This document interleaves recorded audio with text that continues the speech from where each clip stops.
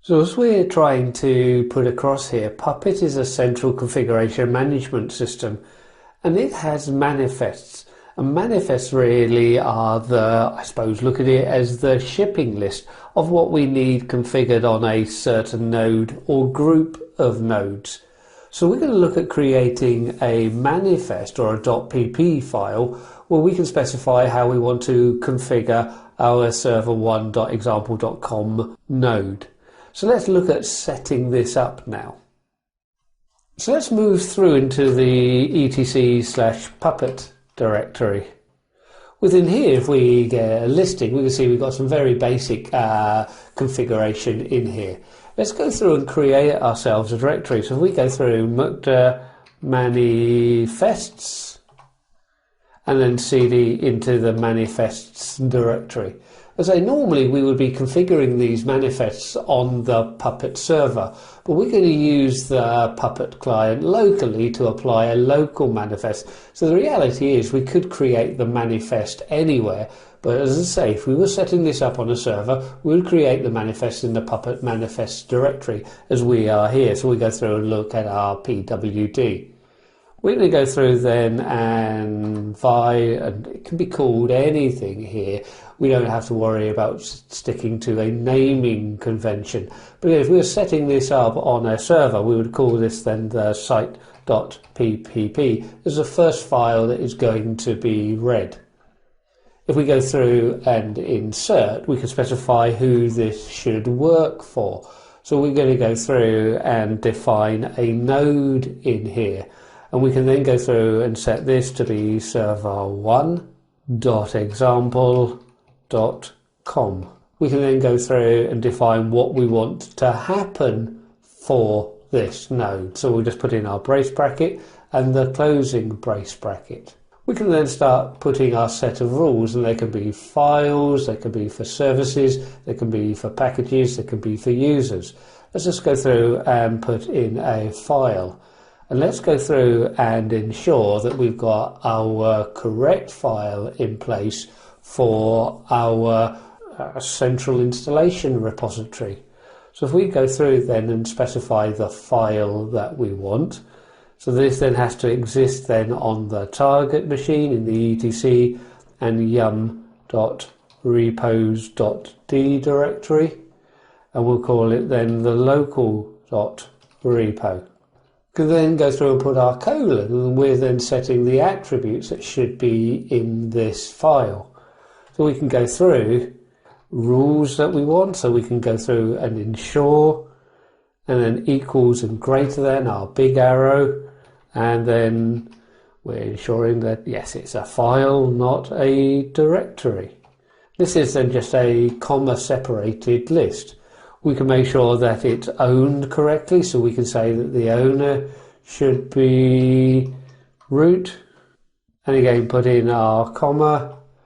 We can go through and put groups if we want, so we can go through and say that the group should be, again we can even go through and put, like, say the group to be wheel. It doesn't really matter, it's not going to affect too much.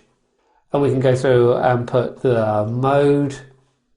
So we might say that the mode should be 644, and the value should be quoted out, and put our comma in. We can also include the content, and all of this is going to be checked. If any of it is wrong, then the ownership will be changed, the group will be changed, the mode will be changed. So we can go through and specify the content, and again we go through and quote this out. And remember, we go through and put our we've got it local C7, so the ID, and then we've got a new line. So don't worry about tabbing this in now, because all we want is the new line. It's going to be name equals, and then we can call this CentOS 7 local will do. Our base URL, we're going to have this equals HTTP, and this is pointing through to our master server 192.168.56. and then 220/CentOS 7. And we want then the GPG. We're going to have this then equals 0 and enabled equals 1. We can then go through and put the end of our quotes. Let's put in a new line and then just quotes here. So we're going to ensure all of these attributes are in place. We also need to end our file definition, so we can then go through and add in the end of our file definition, the brace bracket there. So there we have it. We've got a node definition. Obviously we could have more node definitions, and we've got one rule in that, and it's a file rule that we've added. Again, obviously we could put more rules relating to services, relating to packages that should be installed.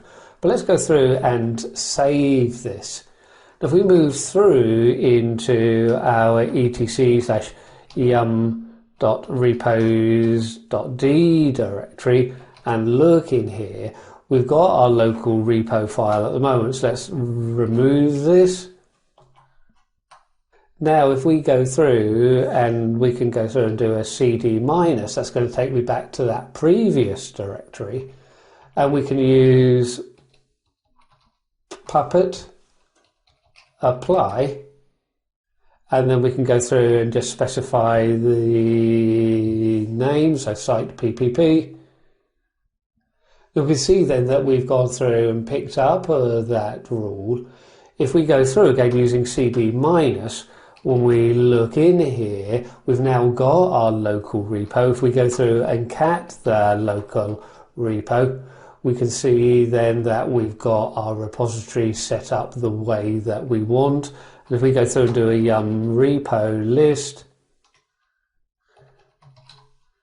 then we can see within the output there that we have our local C7 repository listed. Now if we go through and move back into the directory, run our Puppet apply again. Obviously I don't have to move into the directory, it's just that we've got a relative path. We see there was no need for anything to run there, but let's go back now and change something. If we do an ls-l on the local repository, we can see it's owned by the wheel group at the moment. Let's do a ch group and then root for the file of our local repo. And again, let's try and get the ch group command spelled correctly. So listing it out now, we can see then it's owned by root. Move back, so remember we can use cd-, go back and run our Puppet command.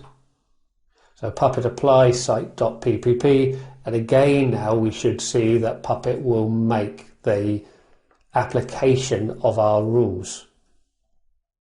So we've changed the root through to wheel, cd-, and then the ls-l, and we can see now that yes, this is up and running. So hopefully we can start seeing some of the benefits. Even though this was only a local policy, we can see setting up a Puppet server and having this then where the clients check into the server, we can see how easy it is to make sure that we keep the configuration that we want and newly deployed machines get the desired configuration state. Now let's move back to our slides so we can summarize this section.